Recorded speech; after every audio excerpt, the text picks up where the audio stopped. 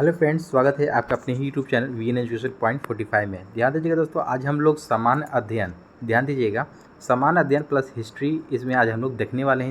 इसका प्रश्न हम लोग रिवाइज करेंगे, जो कि आपको प्रीवियस ईयर क्वेश्चन पेपर है, जो कि 26/8/2023 को ये पूछा गया प्रश्न था। ये सेट है कक्षा 11 और 12 के लिए ये होने वाला है। तो दोस्तों इसको ध्यानपूर्वक आप लोग देखिएगा, काफ़ी इससे आपको लाभ मिलेगा एग्जामिनेशन में। तो चलिए दोस्तों, बिना देरी किए चलते हैं सीधे प्रश्न की ओर। और प्रश्न की ओर जाने से पहले एक अनुरोध है कि जो भी हमारे चैनल को विजिट करके नए आए हैं, हमारे चैनल को सब्सक्राइब कर लें और बेल आइकन को भी प्रेस कर लें, और साथ ही साथ अपने दोस्तों में शेयर भी ज़रूर कर दें। तो चलिए चलते हैं सीधे प्रश्न की ओर। तो दोस्तों देखिएगा, यहाँ पर आज हम लोग देखिएगा ये सेट नंबर 11 और 12 करने वाले हैं। पार्ट 1 में आपको समान अध्ययन जनरल स्टडी है सभी विषय के लिए, 26/8 को ये पूछा गया था। और इतिहास है हिस्ट्री, 26/8 को ये भी पूछा गया था आपको। ये मैं आज कवर कराने वाला हूँ, बाकी इसके बाद आपको बारी बारी करके ये सब मैं आपको कवर करवा दूंगा। तो चलिए चलते हैं प्रश्न की ओर। तो पहला प्रश्न देखेंगे दोस्तों, यहाँ पर देखिएगा 8 प्रश्न मैथमेटिक्स से दिया है। 8 प्रश्न मैथमेटिक्स से देता है इसमें। बाकी आपको साइंस जनरल स्टडी से होता है, साइंस हिस्ट्री इतिहास सब मिला करके। तो देखिएगा 3 अंकों की कितनी संख्या है, 5 से विभाज्य है। तो यहाँ पर देखिएगा 5 से विभाज्य 3 अंकों की आपको जो संख्या हमने मानेंगे, मैं मान लेता हूँ तो 100, ठीक है, 100 मान लेते हैं, ठीक है। इसके बाद आपको पहली संख्या ये होगी आपको 5 से विभाज्य। दूसरी संख्या आपको इसमें 5 आपको प्लस करेंगे तो 105 हो जाएगा। तीसरी संख्या मानेंगे तो 110 हो जाएगा। इस तरह से आपको इस प्रकार आगे बढ़ाते चले जाएंगे तो कहाँ तक जाएंगे, आपका 3 अंकों की संख्या 995 तक मैं ले जाऊँगा, ठीक है। तो ये प्रश्न से आप करेंगे कि आपको पहली संख्या माना है कि यहाँ पे 100 है, इस तरह से 100 हो जाएगा, फिर 105 हो जाएगा, इस तरह से एंड सो ऑन करते करते आपको 995 तक ले जाऊंगा मैं। देखिए 995 तक जाएगा, जो कि 3 अंकों की विभाज्य संख्या होगी। ये आपको सभी एपी है, क्या है ये, आपको अर्थमेटिक प्रोग्रेशन यानी कि एपी होता है, ये एपी कहलाएगा। तो इसमें आपको देखिएगा फार्मूला होता है एक T N is equal to, यहाँ पर ध्यान देंगे, T N is equal to होता है आपको formula A plus n-1 into D यानी कि डिफरेंस, ठीक है। तो टीएन के जगह पर मैं यहाँ पर देखिएगा जो लास्ट में मैंने लिया था 995, तो 995 रखूँगा मैं यहाँ पर। 995 ए के जगह पर रखूँगा मैं शुरू वाला 100 जो मैंने माना था 100, अब प्लस n-1 हो जाएगा। तो n-1 मैं यहाँ इसको जो कहते छोड़ दूंगा यहाँ पर, n-1 इंटू डी यानी कि कितना अब डिफरेंस जा रहा है, तो 5 का है, तो 5 यहाँ पर ले लूँगा मैं, ठीक है, इस प्रकार से। तो इसको मैं अब सॉल्यूशन करूंगा, तो सॉल्यूशन करने के बाद आपको डायरेक्ट आप लोग इसको सॉल्यूशन कर लीजिएगा। तो इसके बाद n इज इक्वल टू कितना आ जाएगा, total n is equal to 180 आ जाएगा। क्या आ जाएगा, 180 आएगा। यही आपका आंसर हो जाएगा 180, ऑप्शन नंबर ए। नेक्स्ट क्वेश्चन देखेंगे हम लोग कि 1 + 1/2 इंटू 1 + 1/3 इस तरह से है, एंड डॉट डॉट डॉट 1 + 1/120 का मान कितना हो जाएगा। जिसको कुछ नहीं करना है, इसका एलसीएम लेना है। तो देखिएगा 2 1 3, 3/2 हो जाएगा, ये डायरेक्ट 3/2 गुना 3 1 4/3, ठीक है। उसी तरह से आपको 4 1 5/4 इस तरह से जाएगा, डॉट डॉट डॉट इस तरह से जाएगा, कितना 120 121 तो क्या हो जाएगा, देखिएगा 3 3 कैंसिल, 4 कैंसिल, 5 कैंसिल, एक वक्त ऐसा भी आएगा कि आपको 120 भी कैंसिल हो जाएगा, ठीक है। तो बचेगा क्या आपका 121 बटा में बचेगा आपको 2। इसको भाग दे देंगे हम, तो देखिएगा 2 6 के 12, 7 दूनी के 120, डायरेक्ट काटिए, और 2 5 10, यानी कि 60.5 आपका आंसर आ रहा है। तो ऑप्शन नंबर कितना है, ऑप्शन नंबर ए में देखिएगा यहाँ पर दे रखा है 60.5, ऑप्शन नंबर ए राइट आंसर हो जाएगा। नेक्स्ट क्वेश्चन हम लोग देखेंगे 3 नंबर कि दिल्ली और आगरा के बीच की दूरी 200 किलोमीटर है। मान लीजिए कि आप दिल्ली से आगरा एक कार के द्वारा जा रहे हैं। यदि आप 120 किलोमीटर के लिए औसत गति 90 किलोमीटर प्रति घंटा और बाकी की दूरी के लिए औसत गति 40 किलोमीटर प्रति घंटा बनाए रखते हैं, तो आपको आगरा पहुँचने में कितना औसतन समय लगेगा। तो यहाँ पर ध्यान देंगे, इसको किस प्रकार से हम लोग सोल्व करेंगे। यहाँ पर 3 नंबर देखिएगा, और औसत चाल बराबर क्या हो जाएगा, कुल दूरी बटा में चाल, कुल चाल, ठीक है। तो यानी कि कुल दूरी आपका कितना दे रखा है 200 किलोमीटर यहाँ पर, तो 200 किलोमीटर में यहाँ पर ले लूँगा, ठीक है। 200 बटा में आपका हो जाएगा क्या, चाल कितना है 120, यहाँ पर है 120 किलोमीटर। 120 किलोमीटर के लिए औसत चाल आपको 90 किलोमीटर प्रति घंटा, और फिर उसके बाद 140 किलोमीटर प्रति घंटा है। यहाँ पर ध्यान देंगे हम लोग। तो 120 बटा में क्या हो जाएगा, नीचे में 120 बटा में 90, 120 बटा में 90, अब प्लस यहाँ पर हो जाएगा आपको 80। 120 बटा में 90, यानी कि देखिएगा 120 किलोमीटर जो चला गया 200 में से, तो बचा कितना है 80 बचा ना। तो 80 यहाँ पर लेंगे, अब 80, बाकी का 40 की स्पीड से जा रहा है तो 40। अब इसको देखेंगे, काट देंगे, 40 दूनी के 80, 0 0 कैंसिल, 3 3 9, 3 4 12, इस तरह से हो गया ये। तो कितना बच गया, 4/3 + 2, 4/3 + 2।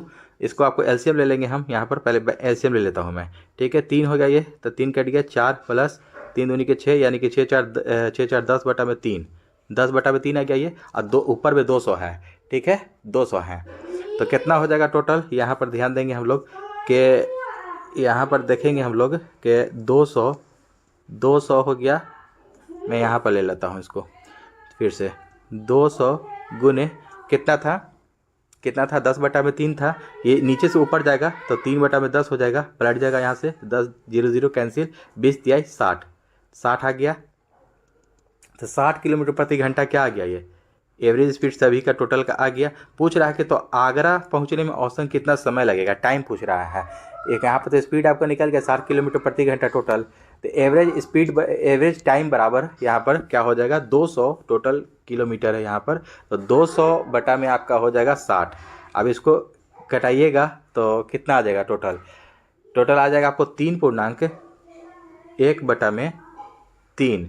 मिनट में चेंज करने के लिए 60 से गुना करते हैं हम लोग, 60 से गुना कर देंगे, 3 दूनी के 6 0, तो कितना हो जाएगा 3 घंटा 20 मिनट। टोटल कितना टाइम आ गया मेरा यहाँ पर, 3 घंटा 20 मिनट। किस में है, पहला वाला ही है, देखिए ऑप्शन नंबर ए है, 3 का राइट आंसर ए हो जाएगा। थोड़ा लेंदी था क्वेश्चन, लेकिन इजी था, बनाइएगा आप लोग, इसको प्रैक्टिस कीजिएगा। नेक्स्ट क्वेश्चन है 4 नंबर की, विक्रय मूल्य 10% हानि, लागत मूल्य पर कितने प्रतिशत की हानि होगी। यहाँ पर हम लोग ध्यान देंगे कि विक्रय मूल्य पर 10% की हानि हो रही है, तो लागत मूल्य पर कितने प्रतिशत की हानि होगी। तो यहाँ पर अगर कहता है कि अगर मेरा सेलिंग प्राइस मान लें कि अगर 10% हानि हो रही, मान लें कि अगर 100 है, तो अगर 10% हानि के साथ अगर बेच रहे हैं तो ऑब्वियसली हम लोग कॉस्ट प्राइस जो मेरा होगा तो 110 होना चाहिए। 110 में मान लो खरीदें, 10% हानि के साथ आपको 100 रुपये में बेच दिए सेलिंग प्राइस, इस तरह से। तो यहाँ पर पूछता है कि हानि प्रतिशत, देखिएगा प्रतिशत की हानि क्या होगी। तो हानि प्रतिशत का फॉर्मूला क्या होता है, हानि गुने 100 बटा में क्रय मूल्य होता है कॉस्ट प्राइस। तो हानि कितना हो रहा है मेरे को, 10 का हानि हो रहा है ना, 10 रुपये का, तो 10 गुने हानि गुने 100 बटा में क्रय मूल्य कितना है मेरा, कॉस्ट प्राइस 110 है, 110 मैंने ले लिया यहाँ पर। तो 0 से 0 यहाँ कैंसिल हो गया। अब 11 से 100 में हम भाग देंगे तो कितना हो जाएगा, 11 9 99, यानी कि 9.1/9% आंसर 4 का आपको right answer option number A हो जाएगा। नेक्स्ट क्वेश्चन हम लोग देखेंगे 5 नंबर कि एक पिज़्ज़ा वाला पहले दिन 2/5 पिज़्ज़ा, दूसरे दिन 2/4, तीसरे दिन 9/16 पिज़्ज़ा का वितरण करता है, यानी कि बांटता है। यदि प्रत्येक दिन की शुरुआत में उसके पास समान संख्या में पिज़्ज़ा थे तो उसने किस दिन सबसे अधिक पिज़्ज़ा वितरित किया। यानी कि 3 दिन आपको पिज़्ज़ा वितरित किया जा रहा है। देखिएगा, पहला दिन हो गया ये आपको, ये पहला दिन हो गया, ये दूसरा दिन इतना कर रहा है, तीसरा दिन इतना कर रहा है। इसका आपको देखिएगा रेशियो इस प्रकार हम लोग निकालेंगे कि माना कि पहले दिन वितरण किया गया पिज्ज़ा आपको, मान लिया कि हम लोग पहले मान लेंगे कि पिज्ज़ा की संख्या टोटल 100 है, ठीक है, पहले 100 मान लेंगे। तो पहला दिन देखिएगा, पहला दिन यहाँ पर हम लोग निकालेंगे, तो पहला दिन का कितना हो जाएगा 100, और गुना कर देंगे यहाँ पर कितना बांट रहा है पहला दिन, 2/5, तो 2/5 करेंगे हम लोग यहाँ पर।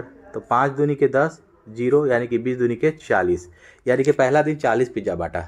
फिर दूसरा दिन फिर करेंगे, यहाँ पर ये दूसरा है, दूसरा में कितना कहता है 100 इंटू कितना करता है 3/4, यानी कि 3/4, 4/25 100, यानी कि 25 या 75 पिज्ज़ा बांटा दूसरे दिन।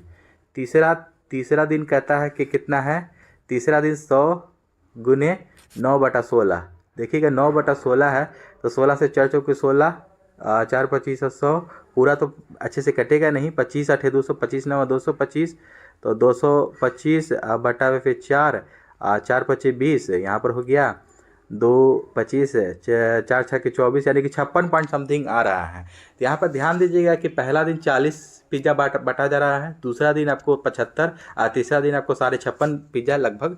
तो इनमें से पूछ रहा है ही ना कि प्रत्येक दिन कितना हो रहा है, तो ऑप्शन देखिएगा कि किस दिन सबसे अधिक पिज़्ज़ा वितरित किया गया।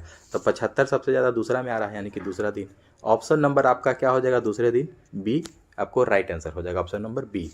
नेक्स्ट क्वेश्चन देखेंगे हम लोग 6 नंबर हम लोग देखेंगे प्रश्न के 18 मीटर लंबे एक कमरे में 75 सेंटीमीटर चौड़े गलीचे का उपयोग करके गलीचा बिछाने की लागत 4.5 रुपये प्रति मीटर की दर से 810 रुपया है, तो कमरे की चौड़ाई क्या होगी। देखिएगा कमरे की चौड़ाई यहाँ पर पूछा जा रहा है। तो 6 नंबर हम लोग इस तरह से बना सकते हैं कि कमरे की चौड़ाई पहले हम लोग x मान लेंगे। क्या मान लेंगे, x मान लेंगे। तो गलियों की कुल संख्या, गलीचा की कुल संख्या बराबर कमरे का क्षेत्रफल बटा में गलियों की चौड़ाई हो जाएगा।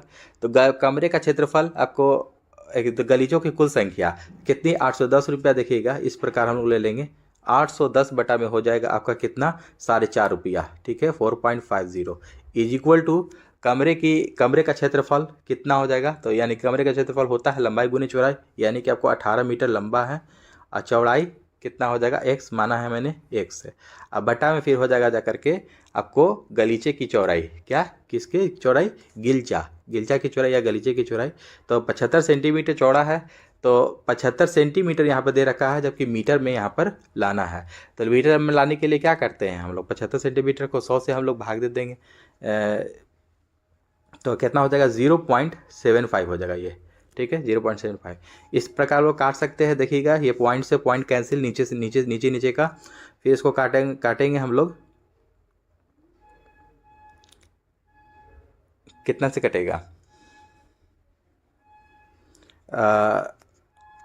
देखिएगा 9 दूनी का 18, पहले ऊपर पर काट लेते हैं हम लोग। 9 दूनी का 18, 9 9 81, 0 कट गया, कैंसिल हो गया। ये 0 से ये 0 कैंसिल, 9 बचा यहाँ पर है, 9 पचे 45, 5 से इधर काटेंगे हम लोग, 15 पचे 75, इस तरह से कैंसिल हो गया। तो कितना आ रहा है, 15 इज इक्वल टू यहाँ पर 2x, यानी कि 2 से भाग दे देंगे हम लोग 15 में, तो कितना बचेगा, 7.5, यानी कि आपका 7.5 यही आंसर हो गया। तो 7.5 मीटर ये आपका राइट आंसर हो गया यहाँ पर। ठीक है, तो इसको देखेंगे हम लोग किस में दिया है, 7.5 मीटर आपको कमरे की चौड़ाई आ गया यहाँ पर 7.5 मीटर। नेक्स्ट क्वेश्चन देखेंगे हम लोग 7 नंबर। देखिएगा काफ़ी अच्छी प्रश्न है, पाइप एंड सिस्टम का है ये। देखिएगा यहाँ पर प्रश्न कि यहाँ पर लोग ध्यान देंगे कि 2 व्यक्ति ए और बी एक काम को 15 दिन में कर सकता है।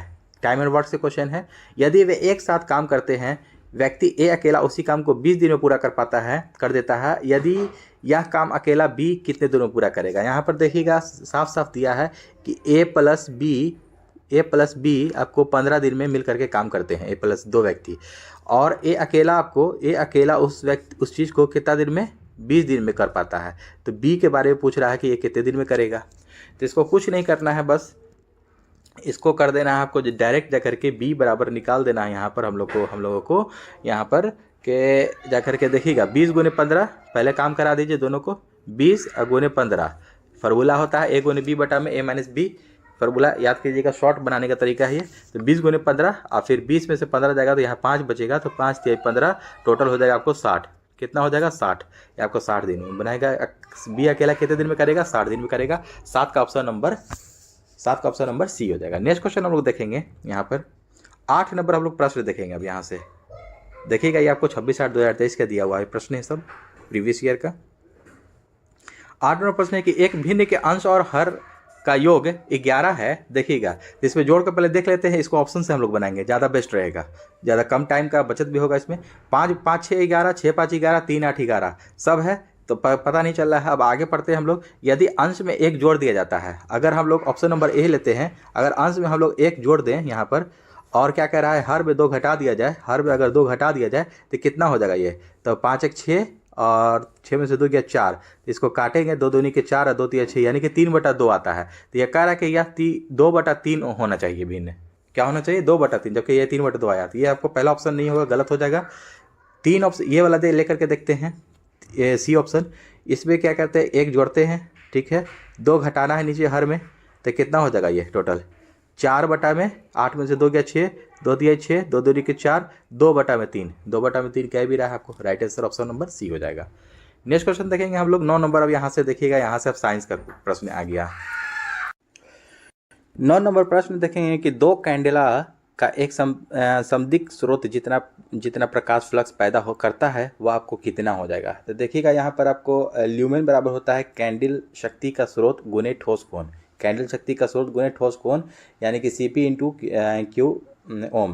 तो एक कैंडल शक्ति में आपको स्रोत द्वारा उत्सर्जित कुल फ्लक्स आपको कितना ल्यूमेन होता है, तो टोटल आपको 4 पाई, ठीक है ना, 4 पाई आपको ल्यूमेन उत्पन्न होता है। उत्पन्न होता है, ठीक है, उत्सर्जित होता है। तो ल्यूमेन बराबर आपको देखिएगा यहाँ पर यहाँ पर 2 कैंडला दिया हुआ है आपको, तो 2 गुने यहाँ पर कर देना है, तो 4 दूनी के 8 पाई, राइट आंसर हो जाएगा सी। नेक्स्ट क्वेश्चन आपको विंडो या घरेलू क्लीनर या परफ्यूम स्प्रेयर के रूप में इस्तेमाल की जाने वाली स्प्रे बोतलें निम्नलिखित में से किस पर काम करती है? केशिका क्रिया, बर्नौली का सिद्धांत, पास्कल का नियम, ऊपर में से एक से अधिक या ऊपर में से कोई नहीं। 10 का आपको right answer option number B हो जाएगा। ये आपको बर्नौली का सिद्धांत पर कार्य करता है, इसका ध्यान में रखेंगे। विंडो या घरेलू क्लीनर या परफ्यूम स्प्रेयर, ये सब जो है आपको, या स्प्रे की बोतलें, ये सब आपको बर्नौली के प्रयोग सिद्धांत के अनुसार करते हैं। छप्पर का उड़ना एक आता है प्रश्न, छप्पर का उड़ना, ये भी आपको बर्नौली प्रमेय पर आधारित है। नेक्स्ट क्वेश्चन आपको 11 नंबर के क्षारीय यानी कि बेसिक लेड कार्बोनेट का व्यापारिक नाम क्या है? सफ़ेद यानी कि वाइट, सफ़ेदा यानी कि वाइट लेड, सिंदूर यानी कि रेड लेड, लिथार्ज, ऊपर से एक सदी क्या कोई नहीं। 11 का right answer option number A हो जाएगा, सफ़ेदा कहते हैं। क्षारीय लेड कार्बोनेट का व्यापारिक नाम सफ़ेदा है यानी कि वाइट लेड। 12 नंबर प्रश्न देखेंगे हम लोग। निम्नलिखित में से किस तत्व की परमाणु त्रिज्या सबसे बड़ी है? परमाणु त्रिज्या सबसे बड़ी किसकी होती है? लिथियम, बेरिलियम, बोरोन, एक से अधिक या कोई नहीं। 12 का right answer option number A हो जाएगा, लिथियम की आपको परमाणु त्रिज्या सबसे बड़ी होती है। परमाणु त्रिज्या आपको इस लिथियम की कितनी होती है? 167 पीएम, ठीक ना, 167 पीएम होती है, 167 पीएम। और वहीं आपको बेरिलियम का होता है 112 पीएम और बोरोन का होता है 87 पीएम। तो सबसे आपको परमाणु त्रिज्या सबसे बड़ी लिथियम की होती है। पौधों में प्रतिदीप्ति कालिता की खोज करने वाले हैं कौन? गार्डनर और एलॉर्ड, स्टीवर्ट और सैलिसबरी, थीमैन और स्कूग, एक से अधिक या कोई नहीं। 13 का ऑप्शन नंबर ए ही हो जाएगा आपका। गार्नर और एलार्ड ने पौधों में प्रतिदीप्ति कालिता की खोज की थी। 14 नंबर प्रश्न देखेंगे कि केरल की शांति घाटी, जिसको हम लोग साइलेंट वैली के नाम से जानते हैं, वो संरक्षित है क्योंकि, किस लिए?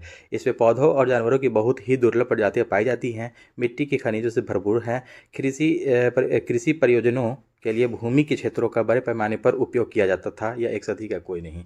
14 का ऑप्शन नंबर देखिएगा ए हो जाएगा। इसमें पौधों और जानवरों की बहुत ही दुर्लभ प्रजातियां पाई जाती हैं साइलेंट वैली में, जो कि आपको साइलेंट वैली इस तरह से प्रश्न पूछता है कि साइलेंट वैली कहाँ स्थित है? ये आपको केरल में स्थित है। और एक इसी तरह से क्वेश्चन आता है सिलिकॉन वैली वो आपको बेंगलोर में स्थित है, ये भी याद रखेंगे साथ साथ। नेक्स्ट क्वेश्चन देखेंगे हम लोग 15 नंबर के। स्तनधारी में सामान्य श्वसन के दौरान डायाफ्राम होता है, क्या होता है? स्तनधारी में आपको सामान्य श्वसन के दौरान डायाफ्राम क्या होता है? धनुषाकार, चपटा, नीचे से धंसा हुआ, एक से अधिक का कोई नहीं। 15 का ऑप्शन नंबर देखिएगा डी हो जाएगा, इनमें से एक से अधिक है, ठीक है, एक से अधिक हो जाएगा राइट आंसर। नेक्स्ट क्वेश्चन देखेंगे हम लोग 16 नंबर की। शरीर की प्रतिरोधक क्षमता से जुड़ी सबसे महत्वपूर्ण कोशिका प्रकार है, क्या है? तो इसका आपको राइट आंसर ऑप्शन नंबर देखिएगा ए है आपको प्लेटलेट, लिम्फोसाइट, आरबीसी, एक से अधिक या कोई नहीं। 16 का ऑप्शन नंबर देखिएगा बी हो जाएगा लिम्फोसाइट।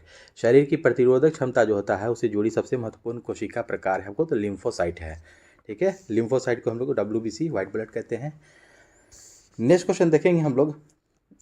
ज्ञान दीपक नामक पुस्तक की रचना किस महान संत ने किया था? ज्ञान दीपक, इसको ध्यान देंगे, ज्ञान दीपक बुक। सालार मसूद गाजी, दरिया साहेब, इमाम शाह फकी, एक से अधिक का कोई नहीं। 17 का आपको ऑप्शन नंबर देखिएगा बी हो जाएगा आपको दरिया साहेब। कौन? दरिया साहेब ज्ञान दीपक नामक पुस्तक की रचना की थी इन्होंने। नेक्स्ट क्वेश्चन आपको भारत में एजेंसी ने UTSA उत्साह पोर्टल का शुभारंभ किया, कौन सी एजेंसी ने? UGC, AICTE, MCI, एक से अधिक का कोई नहीं। 18 का ऑप्शन नंबर ए हो जाएगा UGC, ठीक है। UGC जो है आपको उत्साह पोर्टल का शुभारंभ किया। नेक्स्ट क्वेश्चन आपको 19 नंबर की। APJ Abdul Kalam satellite launch vehicle mission को लॉन्च किया गया था, तो 19 का आपको राइट आंसर ऑप्शन नंबर देखिएगा सी हो जाएगा आपको 19 फरवरी 2023 को APJ Abdul Kalam satellite launch vehicle mission को लॉन्च किया गया था, तो 19 फरवरी 2023 को ये लॉन्च किया गया था।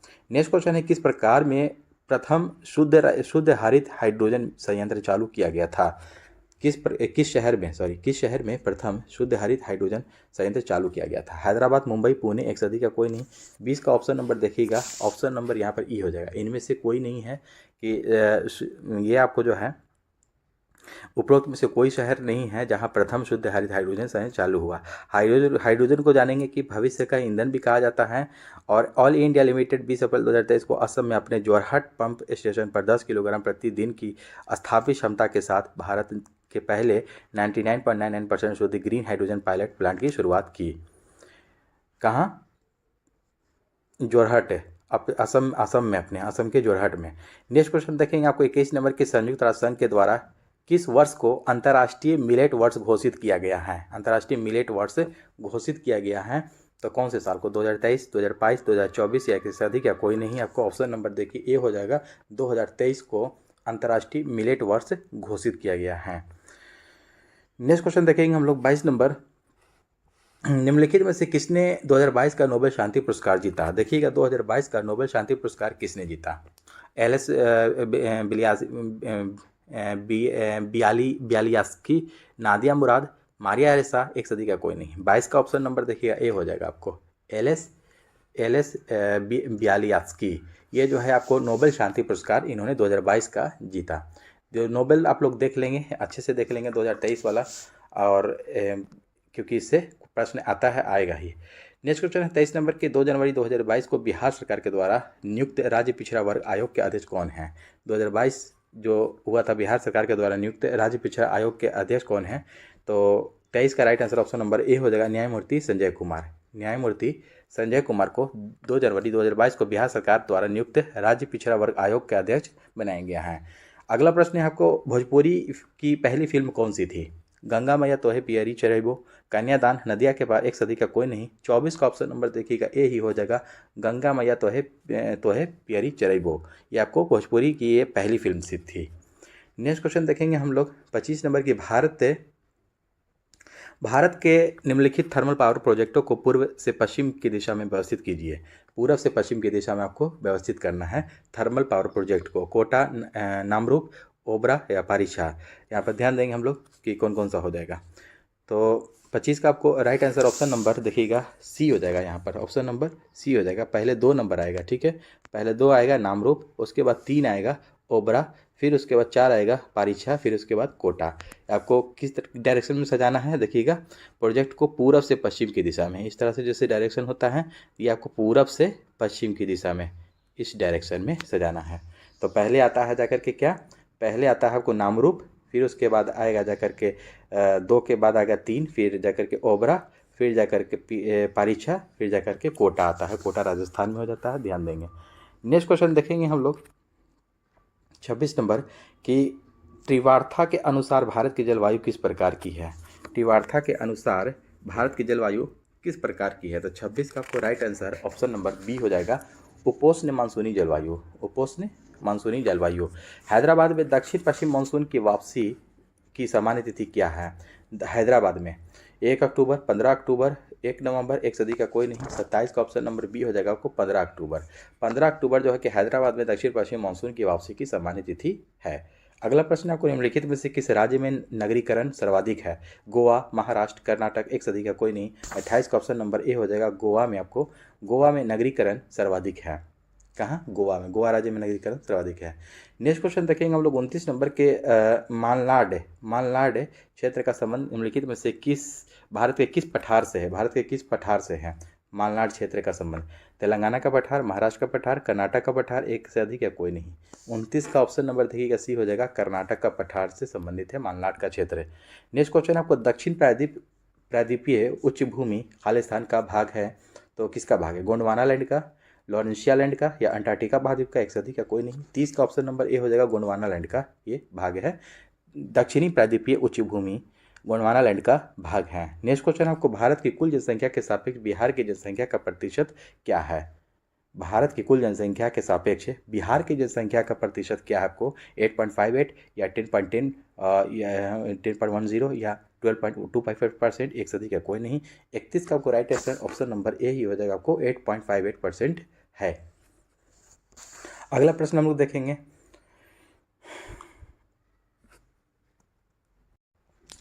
नेक्स्ट क्वेश्चन है, निम्नलिखित में से कौन सा जोड़ा बिहार के दक्षिण गंगा क्षेत्र से मेल नहीं खाता है?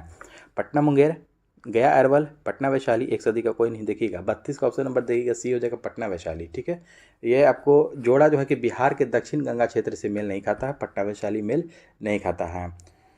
नेक्स्ट क्वेश्चन देखेंगे हम लोग 33 नंबर की, नव भारत का पैगंबर कौन कहलाता है? नव भारत का पैगंबर कौन कहलाता है? राजा राम मोहन राय, दयानंद सरस्वती, दादाभाई नौरोजी, एक सदी का कोई नहीं। 33 का ऑप्शन नंबर ए हो जाएगा राजा राम मोहन राय। राजा राम मोहन राय नव भारत का पैगंबर कहलाता है। नेक्स्ट क्वेश्चन आपको बंकिम चंद्र चट्टोपाध्याय के आनंदमठ में किस विद्रोह का उल्लेख है? बंकिम चंद्र चट्टोपाध्याय के आनंदमठ में किस विद्रोह का उल्लेख है? सन्यासी, संथाल, नील, एक सदी का कोई नहीं। 34 का ऑप्शन नंबर ए हो जाएगा आपको सन्यासी। क्या हो जाएगा? सन्यासी। बंकिम चंद्र चट्टोपाध्याय के आनंदमठ में किस विद्रोह का उल्लेख है? सन्यासी का उल्लेख है। 35 नंबर प्रश्न हम लोग देखेंगे कि लंदन में अभिनव भारत का संस्थापक कौन था? लंदन में अभिनव भारत का संस्थापक कौन था? विनायक दामोदर सावरकर, पीएम बापट, श्यामजी कृष्ण वर्मा, एक सदी का कोई नहीं। 35 का ऑप्शन नंबर ए हो जाएगा वीडी सावरकर। ठीक है, वीडी सावरकर आपको अभिनव भारत के संस्थापक थे, लंदन में थे। नेक्स्ट क्वेश्चन देखेंगे हम लोग 36 नंबर के, गदर पार्टी की स्थापना कहाँ पर हुई थी? गदर पार्टी की स्थापना कहाँ पर हुई थी? तो देखेंगे फ्रांस, जर्मनी, संयुक्त अमेरिका, एक सदी का कोई नहीं। 36 का ऑप्शन नंबर देखिएगा सी हो जाएगा संयुक्त अमेरिका। ठीक है, गदर पार्टी की स्थापना आपको सैन फ्रांसिस्को अमेरिका में हुआ था, इसको ध्यान में रखेंगे। गदर पार्टी की स्थापना सैन फ्रांसिस्को अमेरिका में कब हुआ था? आपको 1913 ईस्वी में। डेट भी याद रखना है, काफ़ी इंपॉर्टेंट डेट है इसका। 1913 ईस्वी में किसने किया था ये भी याद रखना है, लाला हरदयाल ने किया था। किसने? लाला हरदयाल व काशीराम मिल करके। ठीक है, तो लाला हरदयाल, काशीराम मिल करके ने, और बाहर और एक और थे उसमें, स्वर्ण सिंह भागना भी थे, लेकिन मेन आपको लाला हरदयाल का आता है, इसको नाम याद रखना है। नेक्स्ट क्वेश्चन आपको बिरसा मुंडा के द्वारा किसको कमांडर इन चीफ नियुक्त किया गया था? बिरसा मुंडा के द्वारा देमका मुंडा, गया मुंडा, सुंदर मुंडा, एक सदी का कोई नहीं। 37 का देखिएगा ऑप्शन नंबर ई हो जाएगा इनमें से कोई नहीं, क्योंकि आपको बिरसा मुंडा का जो कमांडर इन चीफ है कोंका कुमार करमाली को नियुक्त किया गया था। किसको?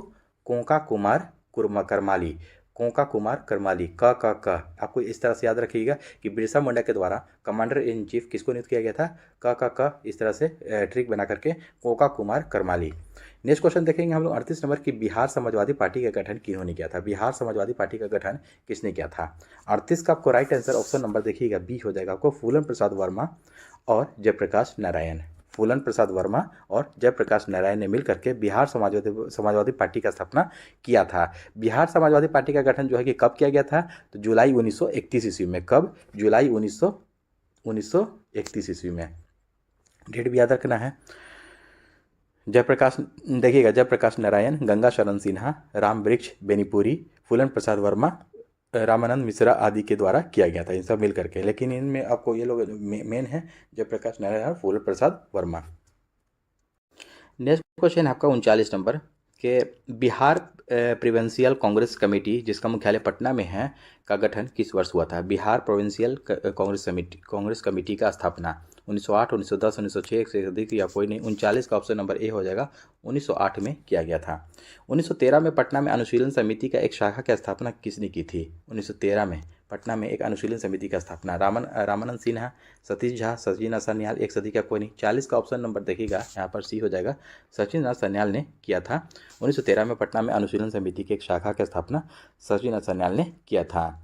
नेक्स्ट इसके बाद देखिएगा ये 40 आपको जीएस का खत्म हो गया। इसके बाद मैं हिस्ट्री का लेकर के चलूँगा। ये आपको कक्षा 11वीं से 12वीं के लिए प्रश्न है, इसको ध्यान से देखेंगे आप लोग, पीजीटी वालों।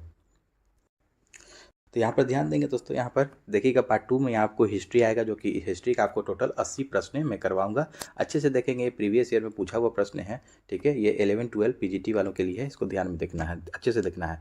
तो सिंधु घाटी सभ्यता में विशाल स्नानागार प्राप्त हुआ है। हड़प्पा में, मोहनजोदड़ो में, चन्हुदड़ो में, एक से अधिक का कोई नहीं। एक का देखिएगा यहाँ पर राइट आंसर हो जाएगा दोस्तों, एक यहाँ पर देखिएगा राइट आंसर हो जाएगा बी हो जाएगा ऑप्शन मोहनजोदड़ो में। कहाँ? मोहनजोदड़ो में ये प्राप्त हुआ है। सिंधु घाटी की सभ्यता के विशाल स्नानागार मोहनजोदड़ो से प्राप्त हुआ है। मोहनजोदड़ो के विशाल स्नानागार की लंबाई 11.88 मीटर है और चौड़ाई है 7.1 मीटर और गहराई है 2.43 मीटर। इसे भी ध्यान में रखेंगे। और इस महास्नानागार के उत्तरी और दक्षिणी भाग में सीढ़ियों का निर्माण किया गया था। नेक्स्ट क्वेश्चन देखेंगे हम। देखिएगा मोहनजोदड़ो को का अर्थ क्या होता है? यहाँ पर मोहनजोदड़ो का अर्थ क्या होता है? तो मृतकों का टीला। क्या होता है? मृतकों का टीला। क्या होता है? मृतकों का टीला। इसको भी नाम याद रखना है। मोहनजोदड़ो का ये अर्थ होता है, मृतकों का टीला। नेक्स्ट क्वेश्चन अब हम लोग देखेंगे 2 नंबर कि वेदों में सबसे प्राचीन कौन सा है। वेदों में सामवेद, यजुर्वेद, अथर्ववेद, एक सदी का कोई नहीं। तो देखिएगा ऑप्शन नंबर ई हो जाएगा यहाँ पर, क्योंकि इसमें आपको दिया ही नहीं है, जो कि ऋग्वेद है। जो पहला वेद आपको, वही आपको सबसे पुराना है। ऋग्वेद आपको सबसे प्राचीन वेद है। सबसे प्राचीन वेद ऋग्वेद होता है। और ऋग्वेद में अगर पूछ देगा क्वेश्चन आपको कि सूक्तों की संख्या कितनी है, तो सूक्तों की संख्या ऋग्वेद में आपको दोस्तों 1028 है। इसको याद रखना है, 1028 सूक्तों की संख्या। और इसमें 10 मंडल है ऋग्वेद में। और लगभग आपको ऋचायों की संख्या, अगर श्लोकों की संख्या पूछ देगा तो 10,462 आपको श्लोकों की संख्या हो जाता है। इसको भी ध्यान में रखना है, काफ़ी इंपॉर्टेंट प्रश्न है, हर एग्जाम में लगभग पूछता है। इसको आपको ध्यान में रखना है सभी चीज़ को। नेक्स्ट क्वेश्चन देखेंगे 3 नंबर की, ऋग्वैदिक देवताओं में सबसे महत्वपूर्ण कौन था। सूर्य, इंद्र, वरुण, एक सदी का कोई नहीं। 3 का ऑप्शन नंबर देखिएगा बी हो जाएगा यहाँ पर, इंद्र। इंद्र जो है कि ऋग्वैदिक देवताओं में सबसे महत्वपूर्ण था। ऋग्वेद में 33 देवताओं का उल्लेख किया गया है। टोटल कितना, ऋग्वेद में टोटल 33 देवता का उल्लेख किया गया है। नेक्स्ट क्वेश्चन देखेंगे हम लोग 4 नंबर की, जैन धर्म का प्रथम तीर्थंकर किसे माना जाता है। जैन धर्म का प्रथम तीर्थंकर किसे माना जाता है। पार्श्वनाथ, अरिष्टनेमी, ऋषभदेव, एक सदी का कोई नहीं। 4 का देखिएगा ऑप्शन नंबर सी हो जाएगा, ऋषभदेव। जैन धर्म के प्रथम तीर्थंकर कौन थे, ऋषभदेव थे।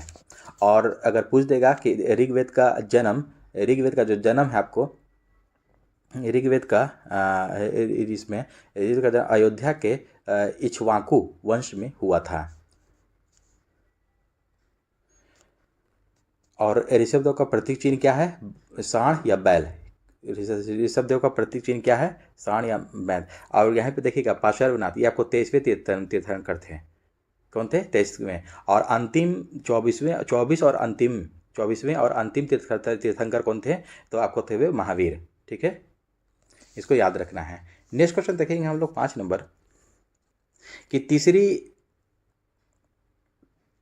बौद्ध सभा कहाँ पर आयोजित हुई थी। देखिएगा तीसरी बौद्ध सभा कहाँ पर आयोजित किया गया था। राजगिरी, वैशाली, पाटलिपुत्रा, एक सदी का कोई नहीं। तो 5 का ऑप्शन नंबर देखिएगा सी हो जाएगा आपको, पाटलिपुत्रा।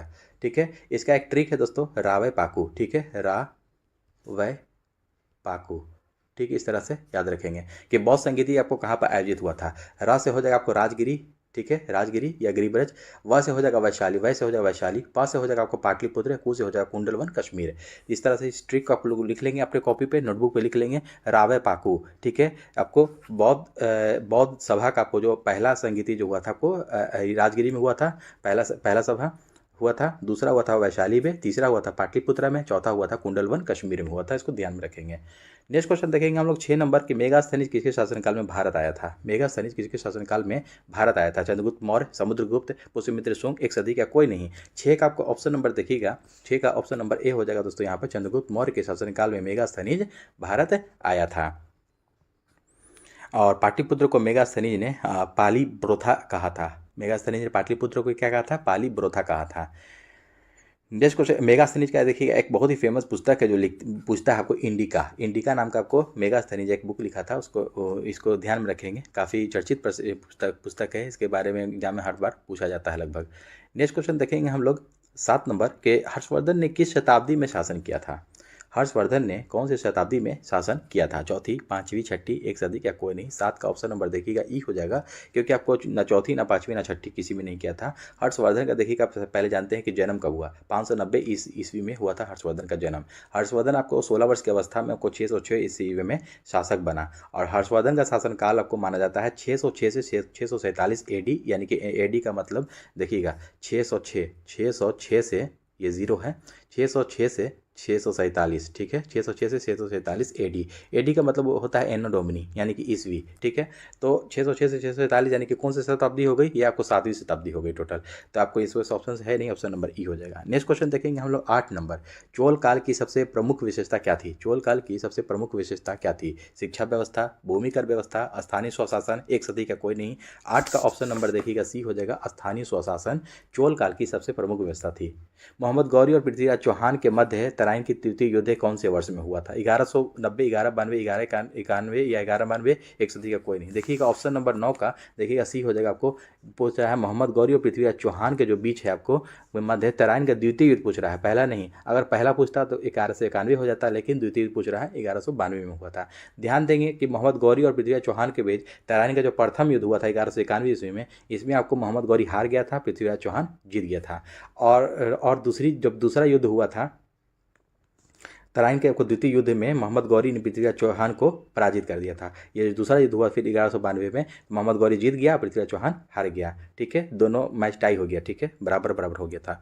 ठीक है, एक वो जीता था, एक में तो ये हारा था, एक में ये जीता है तो हारा, मैच टाई हो गया। नेक्स्ट क्वेश्चन है आपको 10 नंबर कि इल्तुतमिश की मृत्यु के बाद दिल्ली का सुल्तान कौन हुआ? रजिया, रुकनुद्दीन फिरोज, बलबन, एक सदी का कोई नहीं। 10 का आपको ऑप्शन नंबर देखिएगा बी हो जाएगा, रुकनुद्दीन फिरोज। इल्तुतमिश की मृत्यु के बाद दिल्ली का सुल्तान कौन हुआ? तो रुकनुद्दीन फिरोज हुआ। नेक्स्ट क्वेश्चन देखेंगे हम लोग। देखिएगा यहाँ पर डेट दिया है हेल्ड ऑन 26/8/2023, 26 अगस्त को पूछा गया है। ये कक्षा 11वीं से 12वीं के लिए ये है। 11 नंबर प्रश्न है कि आपको किस शासक ने दिल्ली से दौलताबाद अपनी राजधानी स्थानांतरित की थी? तो दौलताबाद, दिल्ली से दौलताबाद राजधानी स्थानांतरित किया था किस शासक ने? MBT, गयासुद्दीन तुगलक, FST, ऊपर से एक से अधिक या कोई नहीं। देखिए 11 का आपको right answer option number A हो जाएगा, MBT। ठीक है, मोहम्मद बिन तुगलक ने दिल्ली से दौलताबाद अपनी राजधानी स्थानांतरित की थी। MBT का अगर पूछा जाए तो MBT के शासनकाल में एक आपको ये मोरक्को निवासी आपको जो ये था इब्न बतूता, ये भारत आया था, तो MBT के शासनकाल में आया था। कब? 1333 ईस्वी में, इन्हें भी याद रखना है। नेक्स्ट क्वेश्चन आपको 12 नंबर की विजयनगर साम्राज्य का सबसे महान शासक कौन है?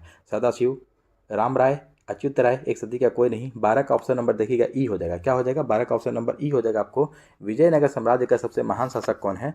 तो अच्युत, ये ऑप्शन नंबर ई हो जाएगा 12 का, क्योंकि विजयनगर साम्राज्य का सबसे महान शासक कृष्णदेव राय था। कौन था? कृष्णदेव राय। कृष्णदेव राय। ठीक है, कृष्णदेव राय आपको विजयनगर साम्राज्य का सबसे महान शासक था। नेक्स्ट क्वेश्चन आपको 13 नंबर की तबाक ए नासरी किसके द्वारा लिखी गई है? तो 13 का आपको देखेंगे राइट आंसर क्या हो जाएगा? तबाक ए नासरी, मिनहाज उस सिराज, अमीर खुसरो, जयाउद्दीन बर्नी, एक से अधिक या कोई नहीं। 13 का देखिएगा ऑप्शन नंबर ए हो जाएगा, पहला वाला ही, मिनहाज उस सिराज। तबाक ए नासरी के लेखक मिनहाज उस सिराज हैं। अगला प्रश्न हम लोग देखेंगे कि 14 नंबर की इनमें से कौन चिश्ती सूफी मत से संबंधित नहीं है? कौन सा इसमें से आपको चिश्ती सूफी मत से संबंधित नहीं है? निजामुद्दीन औलिया, शेख नसरुद्दीन चिराग, ख्वाजा बकी बिल्ला, एक सदी का कोई नहीं। 14 का देखिएगा right answer option number C हो जाएगा, ख्वाजा बकी बिल्ला। ख्वाजा बकी बिल्ला जो है आपको, ये आपको चिश्ती संप्रदाय से, आपको समुदाय से संबंधित नहीं है। नेक्स्ट क्वेश्चन देखेंगे 15 नंबर, निम्नलिखित में से कौन एक तुलसीदास की रचना नहीं है? साहित्य लहरी, विनय पत्रिका, गीतावली, एक सदी का कोई नहीं। 15 का ऑप्शन नंबर ए हो जाएगा, साहित्य लहरी। साहित्य लहरी जो है ये आपको तुलसीदास की रचना नहीं है। नेक्स्ट क्वेश्चन देखेंगे हम लोग। देखिएगा साहित्य लहरी और सूरसागर, तो ये सूरदास की रचना है। साहित्य लहरी और सूरसागर ये सूरदास की रचना है। किसकी रचना है? सूरदास की। वहाँ पर सूरदास के द्वारा बाल लीला का किया गया वर्णन अद्वितीय है। नेक्स्ट क्वेश्चन देखेंगे हम लोग 16 नंबर के 2.5 दिन का झोपड़ा, यानी कि 2.5 दिन का झोपड़ा जो है आपको किसने बनवाया था? इल्तुतमिश, कुतुबुद्दीन ऐबक, बलबन, एक सदी का कोई नहीं। 16 का ऑप्शन नंबर बी होने वाला है यहाँ पर। देखिएगा कुतुबुद्दीन ऐबक ने 2.5 दिन का झोपड़ा बनवाया था, जो कि आपको अजमेर में स्थित है। यह ध्यान देंगे, राजस्थान के अजमेर में। ठीक है, नेक्स्ट क्वेश्चन देखेंगे हम लोग 17 नंबर यहाँ से। अब अलाउद्दीन खिलजी के द्वारा बनाया गया अलाई दरवाज़ा किस नगर में है? देखिएगा अलाई दरवाज़ा किस नगर में है? आगरा, जौनपुर, दिल्ली, एक से अधिक का कोई नहीं। 17 का ऑप्शन नंबर देखिएगा डी होगा, सी हो जाएगा आपको, दिल्ली में है। दिल्ली में कहाँ पर है? कुतुब मीनार के पास। कुतुब मीनार आप लोग गए होंगे ऑब्वियसली, तो वहीं पर आपको ये अलाई दरवाज़ा है, जो कि अलाउद्दीन खिलजी के द्वारा बनाया गया है। ठीक है, अलाई दरवाज़ा। नेक्स्ट क्वेश्चन आपको वहाँ पर एक आपको ये लौह स्तंभ भी है, जो कि उसको किसने बनवाया है? एक लौह स्तंभ है जो कि आपको जंगरोधी लौह स्तंभ है, उसको आपको चंद्रगुप्त द्वितीय ने बनवाया है। किसने? चंद्रगुप्त द्वितीय ने। इनका भी नाम याद रखना है। नेक्स्ट क्वेश्चन देखेंगे हम लोग, किसके शासनकाल में मुगल चित्रकला अपने चरमोत्कर्ष पर थी? देखिए चित्रकला जो है चरमोत्कर्ष पर थी, किसके शासनकाल में? बाबर, अकबर, शाहजहां, एक सदी का कोई नहीं।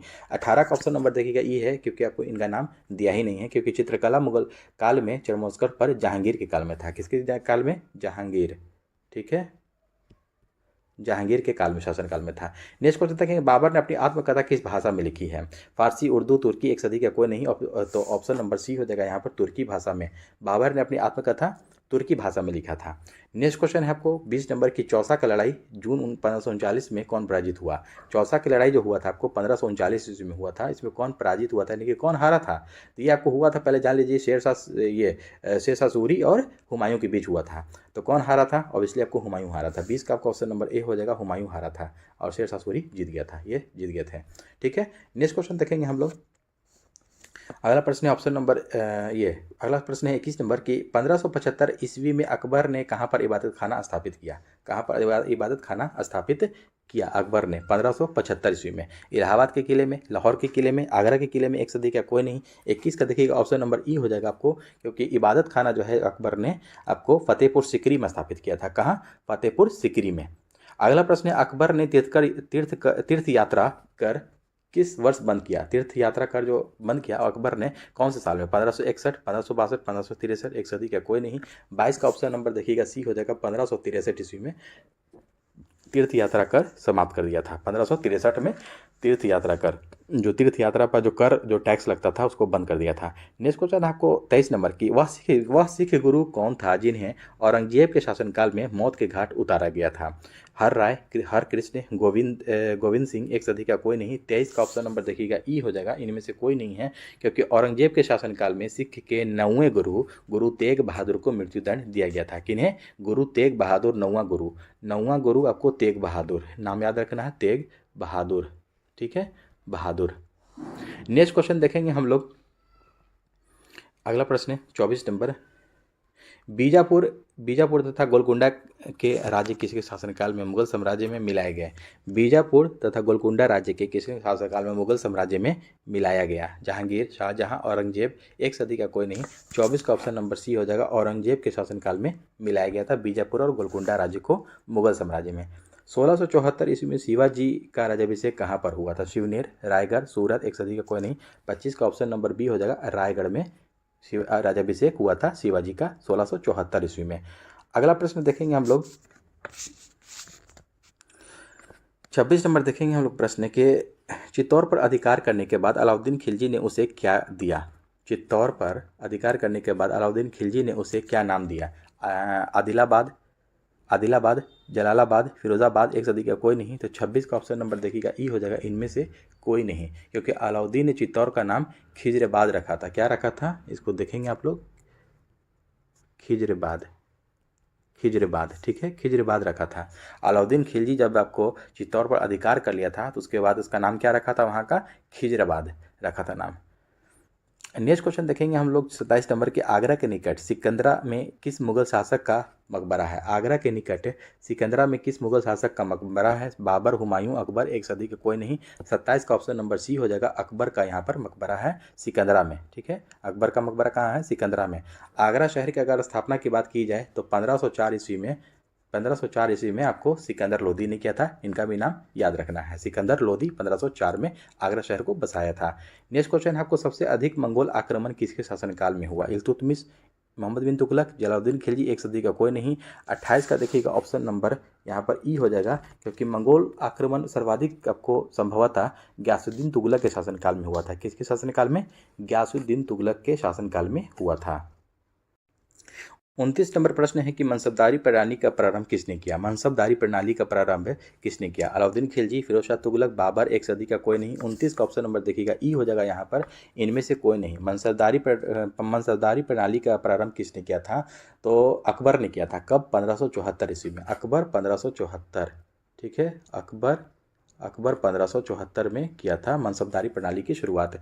नेक्स्ट क्वेश्चन 30 नंबर देखेंगे कि व्यापकगत का सिद्धांत के आधार पर किस राज्य सबसे पहले विलय किया गया था? सतारा, संबलपुर, झांसी, एक सदी का कोई नहीं।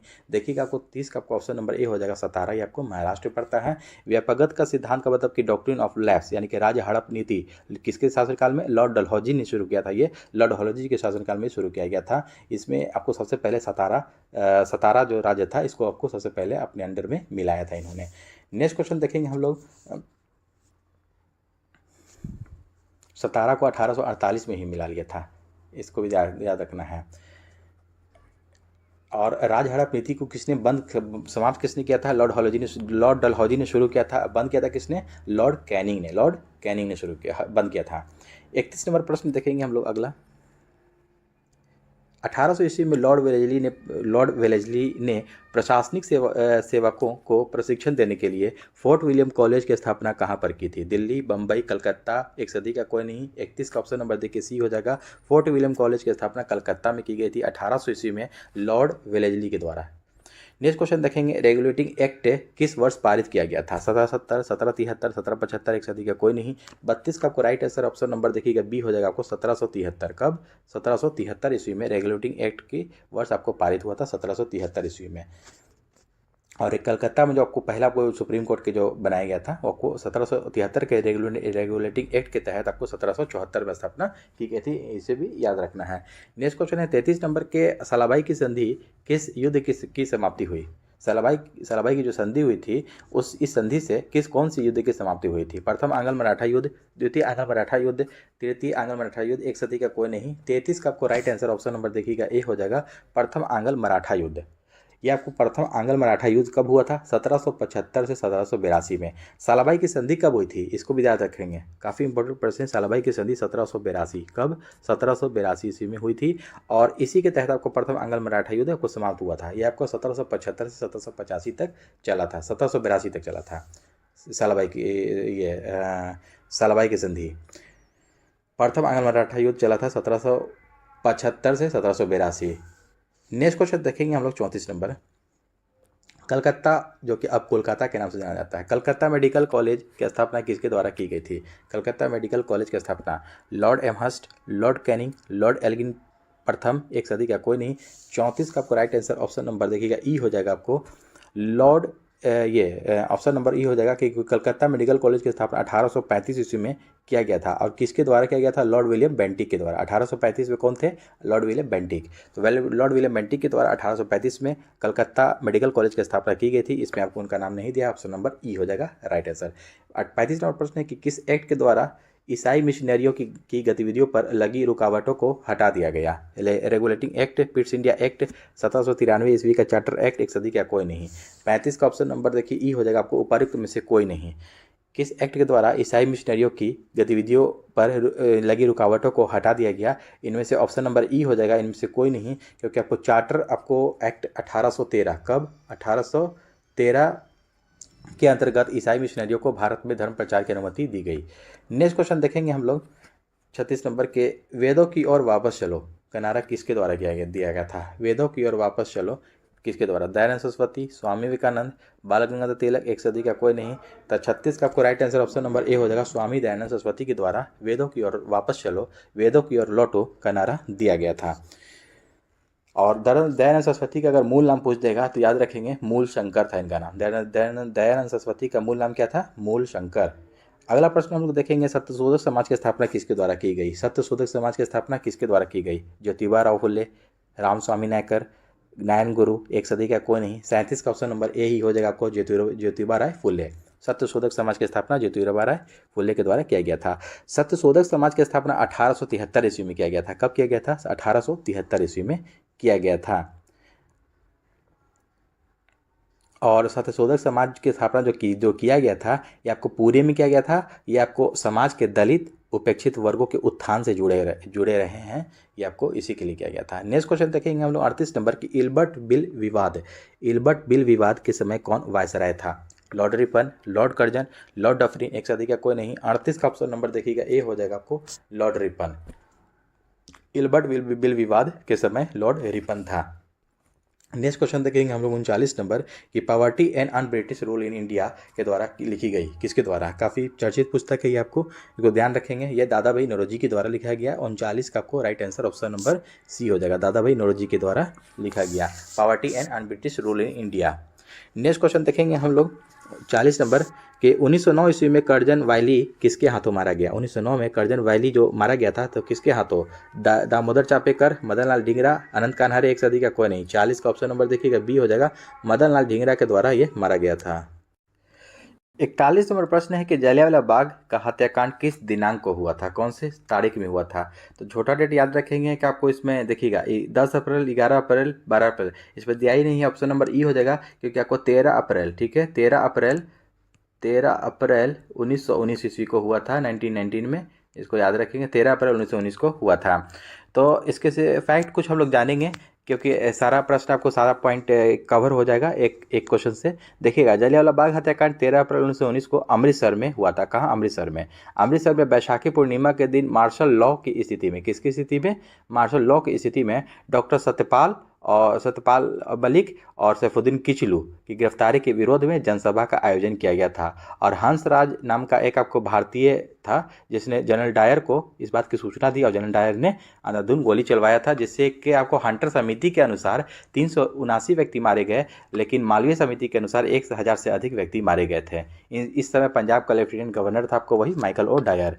नेक्स्ट क्वेश्चन देखेंगे हम लोग, 42 नंबर की, भारतीय राष्ट्रीय कांग्रेस ने अपने किस अधिवेशन में पूर्ण स्वराज की प्राप्ति को लक्ष्य घोषित किया?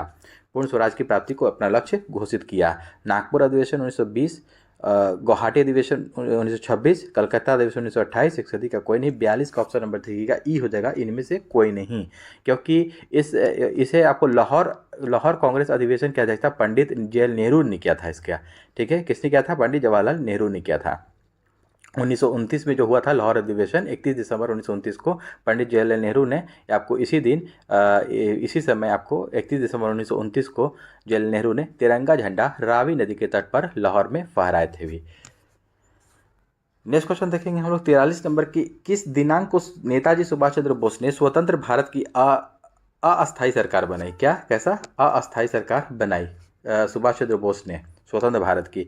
तो 19 अक्टूबर 1943, 21 अक्टूबर 1943, 23 अक्टूबर 1943, एक से अधिक या कोई नहीं। 43 का ऑप्शन नंबर देखिएगा यहाँ पर बी हो जाएगा राइट आंसर, कि 21 अक्टूबर 1943 ईस्वी को। कब? 21 अक्टूबर 1943 ईस्वी को नेताजी सुभाष चंद्र बोस ने स्वतंत्र भारत की अस्थायी सरकार बनाई थी। और भारत की अस्थायी सरकार की स्थापना आपको सुभाष चंद्र बोस ने कहाँ किया था? ये सिंगापुर में किया था। कहाँ? सिंगापुर में। नेक्स्ट क्वेश्चन देखेंगे हम लोग, 44 नंबर की, भारत की स्वतंत्रता के समय ब्रिटेन के प्रधानमंत्री कौन था? भारत की जब स्वतंत्रता आज़ादी हो रही थी उस समय ब्रिटेन का प्रधानमंत्री कौन था? विंस्टन चर्चिल, क्लीमेंट एटली, नेविल चैम्बरलेन, एक सदी का कोई नहीं। 44 का ऑप्शन नंबर देखिए बी हो जाएगा, क्लीमेंट एटली था प्रधानमंत्री ब्रिटेन का। नेक्स्ट क्वेश्चन है आपको 45 नंबर की, धर्म सुधार का अग्रदूत किसे कहा जाता है? मार्टिन लूथर, इरास्मस, कैल्विन, एक सदी का कोई नहीं। देखिएगा 44 का ऑप्शन नंबर बी हो जाएगा। 44 नहीं, 45 नंबर, 45 का यहाँ पे 45 ये मिट गया है, ठीक है, क्वेश्चन नंबर 45 45 है। 45 का ऑप्शन नंबर देखिएगा ए हो जाएगा आपको, मार्टिन लूथर। कौन है? धर्म सुधार का अग्रदूत किसे कहा जाता है? मार्टिन लूथर को कहा जाता है। नेक्स्ट क्वेश्चन देखेंगे हम लोग, 46 नंबर, बोस्टन टी पार्टी का नेतृत्व किसने किया? बोस्टन, काफ़ी इंपॉर्टेंट प्रश्न है, देखिएगा, बोस्टन टी पार्टी का नेतृत्व किसने किया? Thomas Jefferson, Thomas Paine, Samuel Adams, एक से अधिक का कोई नहीं। 46 का ऑप्शन नंबर सी हो जाएगा दोस्तों, सैमुअल एडम्स ने, ये आपको नायक था, बोस्टन की टी पार्टी का नायक था, यही आपको इसी के नेतृत्व में हुआ था बोस्टन की T party. Boston T party कब हुआ था? काफ़ी इंपॉर्टेंट प्रश्न, इसको याद रखेंगे, 1773 ईस्वी में। कब हुआ था? 1773 में बोस्टन की, छोटा डेट भी याद रखेंगे, 16 दिसंबर। कब? 16 दिसंबर, छोटा डेट भी याद रखना, 16 दिसंबर 1773 को बोस्टन की टी पार्टी हुई थी। नेक्स्ट क्वेश्चन देखेंगे हम लोग, 47 नंबर के, जर्मनी का एकीकरण पूर्ण हुआ। जर्मनी का एकीकरण पूर्ण हुआ तो कोलंबियर्स के समझौते से, गैस्टिन के समझौते से, या फ्रैंकफर्ट की संधि से, एक सदी का कोई नहीं। देखिएगा जर्मनी का जो एकीकरण हुआ था, 47 का ऑप्शन नंबर सी ही हो जाएगा आपको, फ्रैंकफर्ट की संधि से संपन्न हुआ था, पूर्ण हुआ था। नेक्स्ट क्वेश्चन है, पेरिस के शांति सम्मेलन 1919 में फ्रांस का प्रतिनिधित्व किसने किया था?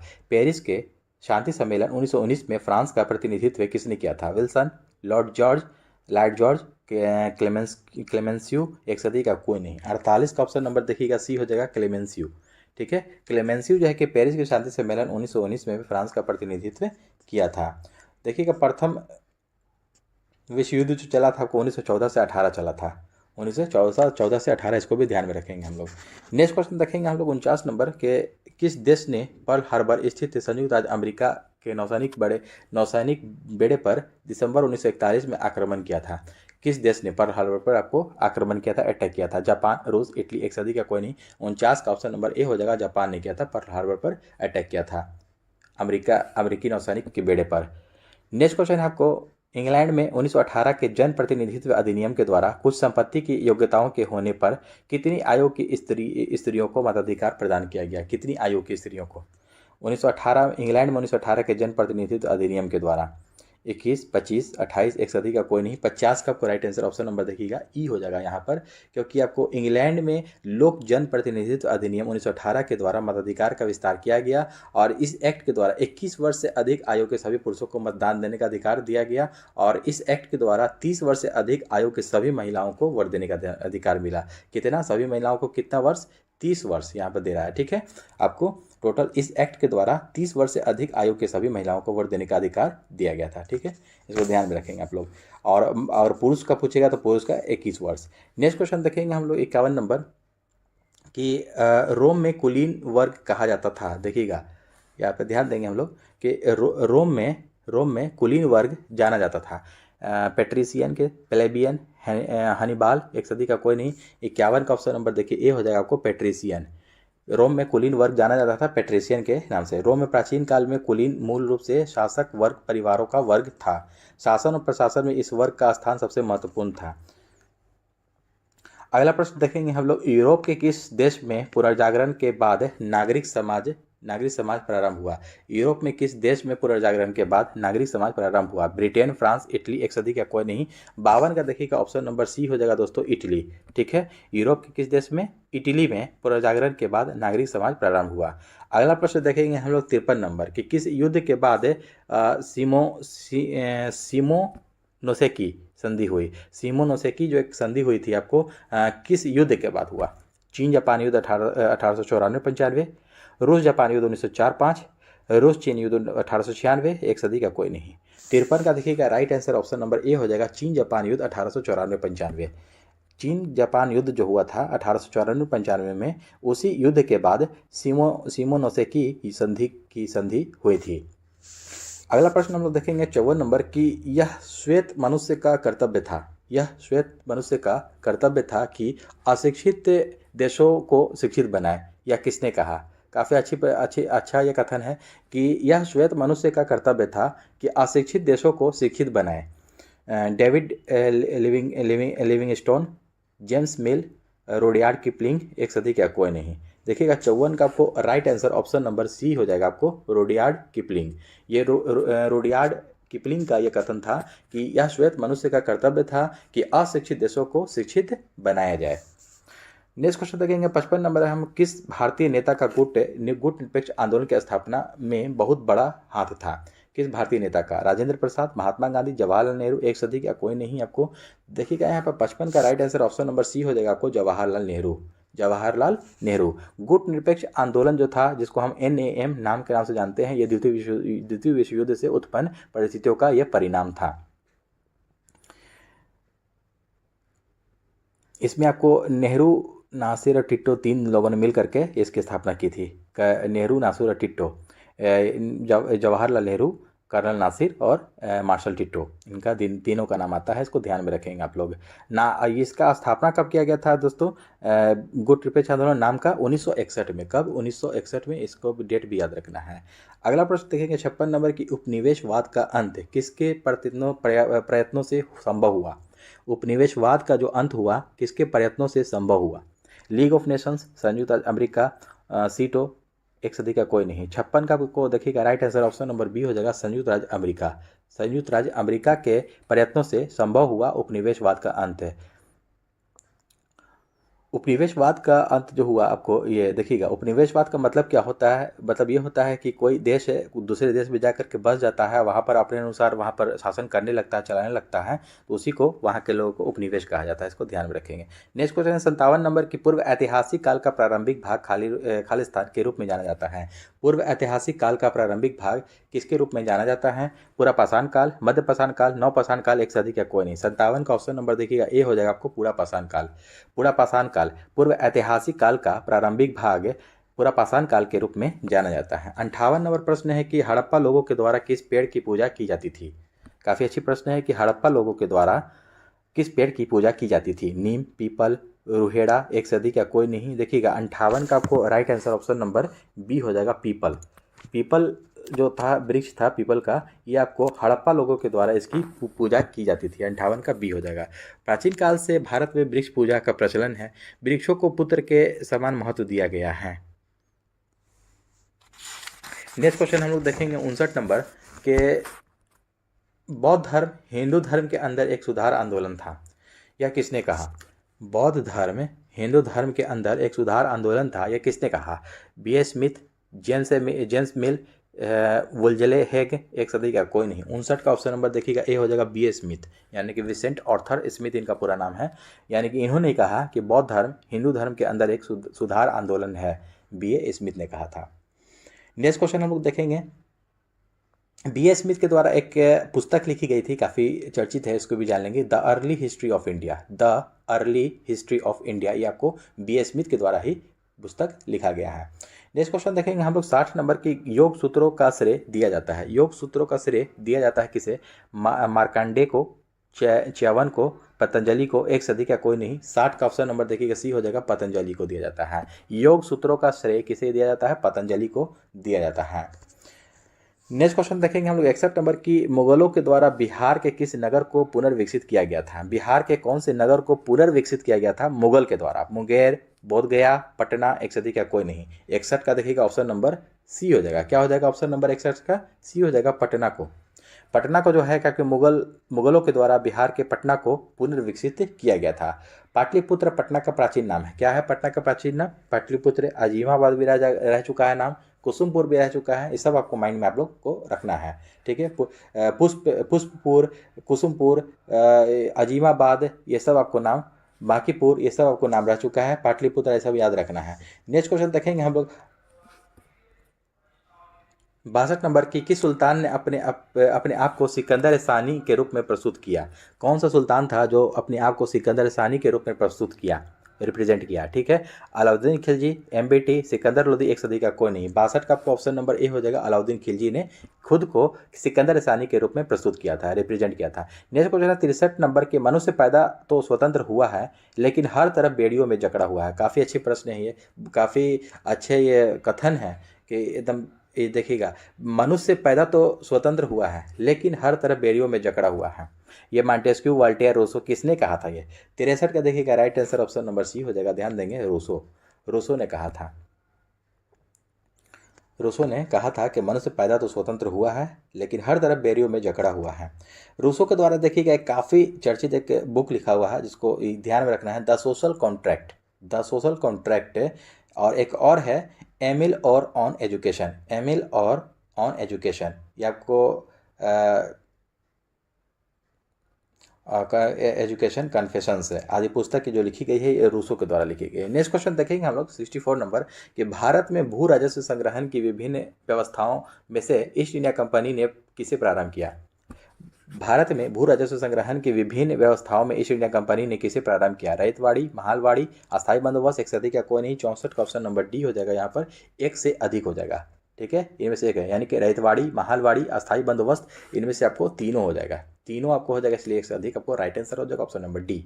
नेक्स्ट क्वेश्चन है, भारतीय कृषि के व्यवसायीकरण ने ब्रिटिश पूंजीपति वर्ग को ही लाभान्वित किया लेकिन भारतीय कृषक वर्ग को नहीं। यह किसने लिखी है? भारतीय कृषि के व्यवसायीकरण ने ब्रिटिश पूंजीपति वर्ग को ही लाभान्वित किया लेकिन भारतीय कृषकों वर्ग को नहीं किया। यह किसने लिखा? Rajani Palme Dutt, sir Henry Cotton, Hemchandra Ray Chaudhuri, एक सदी का कोई नहीं। देखिएगा 65 का आपको right answer option number A हो जाएगा आपको, रजनी पामदत्त। रजनी पामदत्त ने यह कहा था कि भारतीय कृषि के व्यवसायीकरण ने ब्रिटिश पूंजीपति को तो वर्ग को तो लाभान्वित किया लेकिन भारतीय कृषक वर्ग को नहीं। अगला प्रश्न है 66 नंबर 66 है कि ब्रिटेन के औद्योगिक वर्ग की बढ़ती हुई शक्ति ही भारतीय हस्तकारी के निर्यात के पतन के लिए जिम्मेदार थी। यह किसने लिखा? ब्रिटेन के औद्योगिक वर्ग की बढ़ती हुई शक्ति के भारतीय हस्तकारी के निर्यात के पतन के लिए जिम्मेदार थी। यह किसने कहा? A.R. देसाई, फिरोज शाह मेहता, गोपाल कृष्ण गोखले, एक सदी का कोई नहीं। 66 का आपको right answer option number A हो जाएगा, A.R. देसाई ने कहा। यह किसने कहा कि ब्रिटेन के औद्योगिक वर्ग की बढ़ती हुई शक्ति ही भारतीय हस्तकारी के निर्यात के पतन के लिए जिम्मेदार थी? आपको A.R. देसाई ने कहा। 1857 की क्रांति भारतीय स्वतंत्रता का प्रथम युद्ध था। देखिएगा ये सिर्फ कथन ही पूछा है क्वेश्चन में, ये ध्यान देंगे, अच्छे अच्छे सब सारे कथन हैं। 1857 की क्रांति भारतीय स्वतंत्रता का प्रथम युद्ध था, यह किसने कहा? RC Majumdar, SN Sen, VD Savarkar, एक सदी का कोई नहीं। 67 का आपका right answer option number C हो जाएगा। VD सावरकर ने ये कहा था कि 1857 की क्रांति भारतीय स्वतंत्रता का प्रथम युद्ध था। नेक्स्ट क्वेश्चन देखेंगे हम लोग कि भारतीय युवकों को किसका संदेश था कि शक्तिशाली और निडर बनो? भारतीय युवकों को किसका संदेश था कि शक्तिशाली और निडर बनो? BM मालाबाड़ी, दयाराम गिडुमल, स्वामी विवेकानंद, एक सदी का कोई नहीं। 68 का ऑप्शन नंबर देखिएगा सी हो जाएगा आपको। स्वामी विवेकानंद का ये कथन था, ये संदेश दिया था कि शक्तिशाली और निडर बनो भारतीय युवकों को। नेक्स्ट क्वेश्चन देखेंगे हम लोग, किस जागरूक हिंदुओं के विरुद्ध याचना का आयोजन किया जो सती के जलाने के पक्षधर थे? जो सती होती थी उसके जलाने के पक्षधर थे, आपको किसने जागरूक हिंदुओं के विरुद्ध आपको याचना का आयोजन किया? राजा राम मोहन राय, MG रानाडे, BM मालाबाड़ी, उपर्युक्त से अधिक या कोई नहीं। 69 का आपको ऑप्शन नंबर ए हो जाएगा। देखिएगा राजा राम मोहन राय ये पक्षधर थे, सती के जलाने के पक्षधर थे। ठीक है, ये हिंदुओं के विरुद्ध याचना का आयोजन किया जो सती के जलाने के पक्षधर थे। ठीक ना, हिंदुओं के विरुद्ध याचना का आयोजन किया जो सती के जलाने के पक्षधर थे। सती का मतलब इसमें क्या होता है कि सती प्रथा का अंत हुआ था 1829 में, लॉर्ड विलियम बेंटिक ने किया था, राजा राम मोहन राय की सहायता से किया था। और ठगी प्रथा आपको 1830 ईस्वी में हुआ था, लॉर्ड विलियम बेंटिक ने ही किया था आपको, ये आपको कर्नल सलीमन की अध्यक्षता में किया था। इसको ध्यान रखेंगे आपको। सती का मतलब होता था जैसे कि किसी के जब पति की मृत्यु हो जाती थी तो साथ में उनकी पत्नी को भी मतलब चिता पर जला दिया जाता था, यही सता था। और इसी को समाप्त किया था लॉर्ड विलियम बेंटिक ने राजा राम मोहन राय की सहायता से। इसको ध्यान में रखेंगे। नेक्स्ट क्वेश्चन देखेंगे हम लोग 70 नंबर की, कांग्रेस संगठन में उदारवादियों पर आक्रमण करने के लिए सुरक्षित वाल्व सिद्धांत का प्रयोग किया था। तो सुरक्षित वाल्व सिद्धांत का प्रयोग किसने किया था? विमर्श नंबर बनर्जी, बदरुद्दीन तैयब जी, लाला लाजपत राय, एक सदी का कोई नहीं। 70 का ऑप्शन नंबर सी हो जाएगा लाला लाजपत राय। कांग्रेस संगठन के उदारवादियों पर आक्रमण करने के लिए सुरक्षित वाल्व सिद्धांत का प्रयोग किया था लाला लाजपत राय। 71 नंबर प्रश्न देखेंगे हम लोग कि किसने कहा कि बंगाल विभाजन के बाद ही भारत में वास्तविक जागरूकता आई? किसने कहा कि बंगाल विभाजन के बाद ही भारत में वास्तविक जागरूकता आई? राजा राम मोहन राय, BM मालाबाड़ी, महात्मा गांधी, एक से अधिक या कोई नहीं। 71 का ऑप्शन नंबर सी हो जाएगा। यह महात्मा गांधी जी ने कहा था, हमारे राष्ट्रपिता। ठीक है, महात्मा गांधी ने कहा था कि बंगाल विभाजन के बाद ही भारत में वास्तविक जागरूकता आई। नेक्स्ट क्वेश्चन देखेंगे हम लोग 72 नंबर कि किस कांग्रेस अधिवेशन में यह निर्णय लिया गया कि प्रत्येक वर्ष 26 जनवरी को स्वतंत्रता दिवस मनाया जाएगा? कौन से कांग्रेस अधिवेशन में यह निर्णय लिया गया, फैसला लिया गया कि हर साल आपको 26 जनवरी को ही स्वतंत्रता दिवस मनाया जाएगा? कलकत्ता अधिवेशन 1928, कराची अधिवेशन 1931, लाहौर अधिवेशन 1929, एक सदी का कोई। 72 का देखिएगा ऑप्शन नंबर सी सही हो जाएगा। लाहौर अधिवेशन 1929 में यह आपको निर्णय लिया गया था। लाहौर अधिवेशन 1929 का जो कांग्रेस अधिवेशन हुआ था उसके अध्यक्षता किसने किया था? तो पंडित जवाहरलाल नेहरू ने किया था। नेक्स्ट क्वेश्चन देखेंगे हम लोग 73 नंबर देखेंगे क्वेश्चन कि ब्रिटिश सरकार को उखाड़ फेंकने के लिए किसने एक हिंसात्मक भूमिगत आंदोलन को संगठित किया था? ब्रिटिश सरकार को उखाड़ फेंकने के लिए एक हिंसात्मक भूमिगत आंदोलन किसने संगठित किया था? जयप्रकाश नारायण, राम मनोहर लोहिया, श्रीमती अरुणा आसफ अली, एक से अधिक या कोई नहीं। 73 का आपको right answer option number D हो जाएगा। क्या हो जाएगा? ऑप्शन नंबर डी, इनमें से एक से अधिक हो जाएगा। भारत छोड़ो आंदोलन, ध्यान देंगे, हिंसात्मक भूमिगत ये 73 का। भारत छोड़ो आंदोलन के दौरान ऑपरेशन जीरो आवर के अंतर्गत महत्वपूर्ण कांग्रेसी नेताओं को गिरफ्तार कर लिया गया था। ऑपरेशन जीरो आवर, जो आपको भारत छोड़ो आंदोलन जो शुरुआत हुई थी उसको ऑपरेशन जीरो आवर के नाम से जाना गया। और 8/8/42 कब हुआ था भारत छोड़ो आंदोलन? इसको भी ध्यान में रखेंगे। 8/8/42 याद रखिएगा। 8 अगस्त 1942 को भारत छोड़ो आंदोलन की घोषणा गांधी जी ने बॉम्बे के ग्वालियर टैंक से किया था। और 9 अगस्त 1942 को भारत छोड़ो आंदोलन प्रारंभ हो गया था, यानी कि शुरू हो गया था। और जब ऑपरेशन जीरो आवर के अंतर्गत अधिकांश महत्वपूर्ण कांग्रेसी नेताओं का गिरफ्तार कर लिया गया, उस समय अब जो है कि कांग्रेस नेतृत्व विहित स्थिति आ गई थी। नेक्स्ट क्वेश्चन देखेंगे हम लोग 74 नंबर के, किसने मुसलमानों को विद्रोह करने के लिए काफ़ी कमज़ोर माना और मुसलमान संप्रदाय के प्रति सरकारी दृष्टिकोण में परिवर्तन की हिमायत की थी? यानी कि किसने मुसलमानों को विद्रोह करने के लिए काफ़ी कमज़ोर माना और मुसलमान संप्रदाय के प्रति सरकारी दृष्टिकोण में परिवर्तन की हिमायत की थी? W Hunter, A Hume, William Wedderburn, एक से अधिक, इनमें से कोई नहीं। 74 का देखिएगा ऑप्शन नंबर क्या हो जाएगा, ए हो जाएगा। डब्ल्यू हंटर ने ये माना था। किसने? W Hunter. नेक्स्ट क्वेश्चन देखेंगे 75 नंबर की। 64 दिन की भूख हड़ताल के बाद जेल में जतिन दास, देखिएगा जतिन दास की जो मृत्यु हो गई थी, किस भारतीय नेता ने जतिन दास की प्रशंसा की थी? जवाहरलाल नेहरू, M.A. जिन्ना, लाला लाजपत राय, एक से अधिक का कोई नहीं। 75 का ऑप्शन नंबर ए हो जाएगा। जवाहरलाल नेहरू ने इसकी प्रशंसा की थी। इनकी जो 64 दिन के भूख हड़ताल के बाद आपको जतिन दास की मृत्यु हो गई थी। 76 नंबर प्रश्न देखेंगे आपको, किसने आज़ाद हिंद फौज की कमान संभाली और इसे दिल्ली चलो का प्रसिद्ध घोषणा दी? किसने आज़ाद हिंद फौज की कमान संभाली और इसे दिल्ली चलो की प्रसिद्ध घोषणा दी? रास बिहारी बोस, मोहन सिंह, शाहनवाज खां, एक से अधिक या कोई नहीं। तो 76 का ऑप्शन नंबर देखिएगा ई हो जाएगा। यहाँ पर इनका नाम दिया नहीं है क्योंकि दिल्ली चलो आपको किसने कहा था? सुभाष चंद्र बोस ने कहा था। ये सुभाष चंद्र बोस रास बिहारी बोस के बुलावे पर यूरोप से आकर आज़ाद हिंद फौज से जुड़े। ठीक है, दिल्ली चलो। और 4 जुलाई 1943 को सुभाष चंद्र बोस ने आज़ाद हिंद फौज का कमान संभाला और 21 अक्टूबर 1943 को सिंगापुर से अस्थायी सरकार की स्थापना की। दिल्ली चलो, जय हिंद जय भारत, तुम मुझे खून दो मैं तुम्हें आज़ादी दूंगा की नारा दिया। क्वेश्चन सब सुभाष चंद्र बोस ने, और ऑप्शन नंबर ई हो जाएगा। 77 देखेंगे प्रश्न, भारतीय संघ के साथ भारतीय राज्यों के एकीकरण में किसने महत्वपूर्ण भूमिका निभाई? भारतीय संघ के साथ भारतीय राज्यों के एकीकरण में किसने महत्वपूर्ण भूमिका निभाई?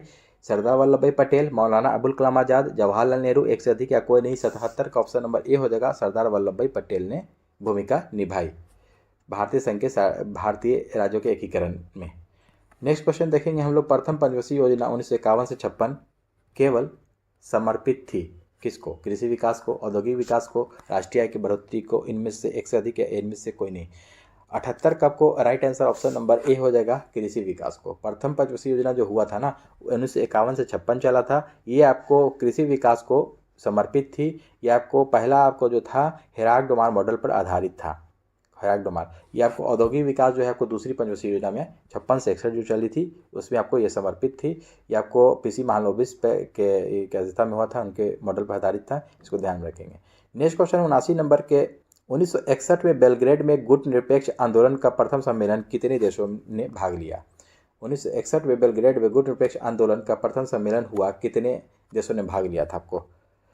25 देश, 28 देश, 26 देश, एक से अधिक या कोई नहीं। 79 का देखिएगा right answer option number A हो जाएगा, टोटल 25। ठीक है, 25 देश ने 1961 में जो बेलग्रेड में गुट निरपेक्ष आंदोलन नाम जिसको बोला जाता है स्थापना हुई थी, इस सम्मेलन जो हुआ था इसमें कितने देश ने भाग लिया था? टोटल 25 देश ने भाग लिया था। इसको स्थापना किसने किया था? नेहरू, नासिर एवं टिट्टो। पंडित जवाहरलाल नेहरू, कर्नल नासिर और मार्शल टिट्टो ने मिलकर इसकी स्थापना की थी। इसको ध्यान में रखेंगे। 80 नंबर हम लोग प्रश्न देखेंगे कि हमारे जीवन में एक प्रकाश चला गया है और चारों तरफ अंधेरा ही अंधेरा है। राष्ट्रपिता अब नहीं रहे, महात्मा गांधी की मृत्यु पर यह शब्द किसने कहे? सरदार वल्लभ भाई पटेल, मौलाना अबुल कलाम आज़ाद, जवाहरलाल नेहरू, एक से अधिक का कोई नहीं। 80 का क्वेश्चन नंबर देखिएगा सी हो जाएगा, जवाहरलाल नेहरू ने कहा। किसने?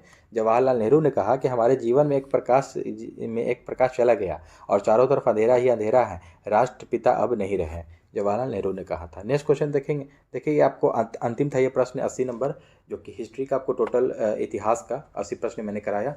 काफ़ी अच्छे प्रश्न थे, इसको अच्छे से एक बार फिर से आप लोग देख सकते हैं एग्जामिनेशन के टाइम। काफ़ी आपको महत्वपूर्ण साबित होगा, एग्ज़ाम के लिए महत्वपूर्ण। तो एग्ज़ाम के आपको दृष्टिकोण से इसको देखिएगा ज़रूर एक बार, और अपने दोस्तों में ज़रूर आपको शेयर कीजिएगा, क्योंकि आपको जिसके पास ये बुक नहीं है उनको भी इस चीज़ का लाभ प्राप्त हो सके, प्रीवियस ईयर का क्वेश्चन देख सकें। तो दोस्तों चलिए फिर मिलते हैं हम लोग नेक्स्ट सेट में। जय हिंद।